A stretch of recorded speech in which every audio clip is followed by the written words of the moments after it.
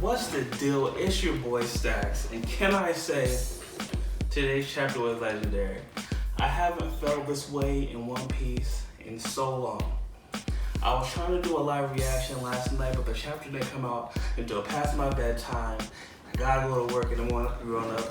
That sucks. Now let's just talk about this chapter. Actually, let's review it.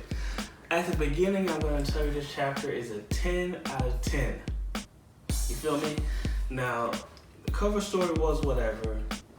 Now, I didn't get spoiled on the whole chapter, but just this very top panel I saw, because on Google I just typed in One Piece chapter 907, and then for some reason this picture showed up, but it was only Hokage Island. So I didn't get spoiled on anything besides that, and it was crazy. These first 3 chapters, Big Mom hits up Kaido on the celly like, "Hey yo, he's mine, I'm coming through, you owe me."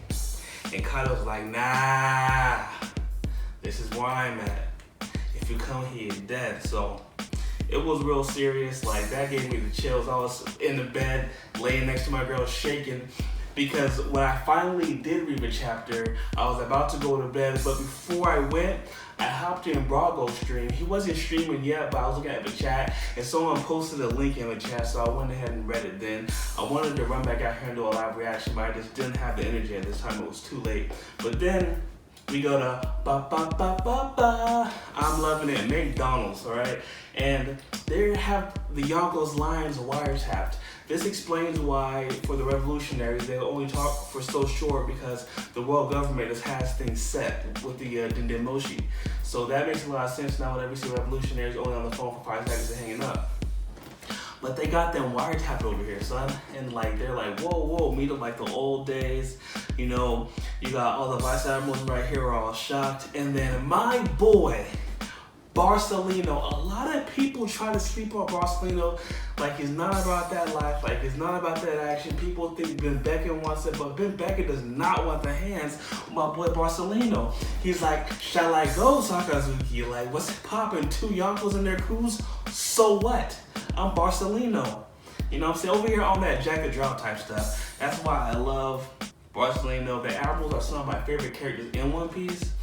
And you know, Akainu just like, I don't even know what the samurais are like, so let's not just go there, right?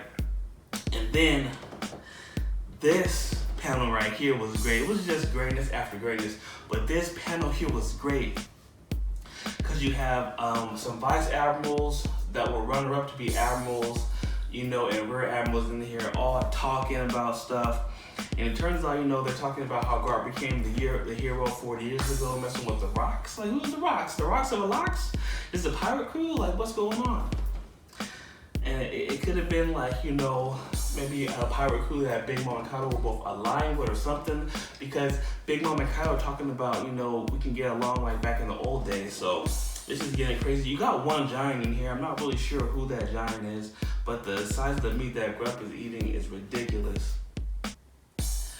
But you know, he's just laughing like 2 Yonkos after Luffy. Like, he's not even worried about it. He's like, never sweated Luffy, because you know, he believes in his grandson. You know, and this chapter was great because, you know, it has a lot of foreshadowing coming into play. The Lurking Legend. You know, Rayleigh's wife, I forgot exactly what her name was. You know, she was a pirate 40 years ago. I don't think she was a Lurking Legend, because it did say that the Lurking Legend is going to hinder Luffy, and I don't think she's going to come back and hinder Luffy. So she might have been a part of the crew, but maybe wasn't the main person in the crew. And then as you go forward, you see, you know, Stelly. Stelly is so lame. Like, he's the character you love to hate. He's over here looking at this big-ass throne. I thought this was Got. And Got is Game of Thrones, you know what I'm saying? One of my favorite series on TV.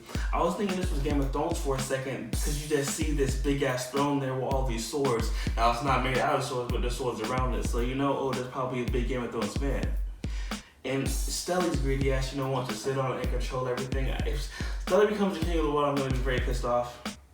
But I doubt that Stelly on his own could get past all those swords and climb up that wall on his own. So I'm hoping it's not him. That would be so stupid to me. But you never know. You never know what Oda wants to do. And then the next panel, I was so shocked. I was looking at this panel for literally 5 minutes last night. Like, what's going on? You have this giant already trying to get Shirahoshi. Now, luckily for us, they don't know she's Poseidon, so that's good. And also, they're up too high for the Sea Kings. But it would be crazy if the Sea Kings from the White Sea came down on them. Hey, calm down. I know that would be so live. Now, he's using his giant slave to capture himself a new slave, which is hella lame. You got, Vivi and Rebecca down here, both wanting to go help. Walpole's in the back, like, he's a bum-ass nigga, no way, so it really doesn't even matter. Then you have this awesome double spread with, St. Charlos, a.k.a. the young hitter, a.k.a. I don't give a damn, comes through. He's over here dancing, thinking that he has a new pet in Shirahoshi, which is insane.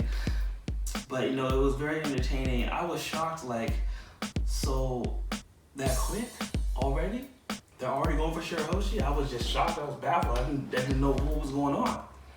But then, you see my boy Leo was about the action quick. Like, he snapped into action like, you're one of Boss's friends? No, I'm coming to help you. Sai was trying to be like, hey, calm it down. But Sai ended up getting in there. But then this one bum comes out of nowhere. I'm calling him a bum because I just don't like his character at all in this chapter. He, smacks the heck out of Leo and Sai. Both of them are injured. Leo's pretty much done. He wasn't even ready for that. And you got Rob Lucci. Now, some people think Rob Lucci's around Luffy's level, but I think that's insane. Rob Lucci got smacked by Luffy, and I really hope that he's not even top 5 of CP0. Because CP0 has so much potential hype. Like, CP0 is supposed to be this really strong force.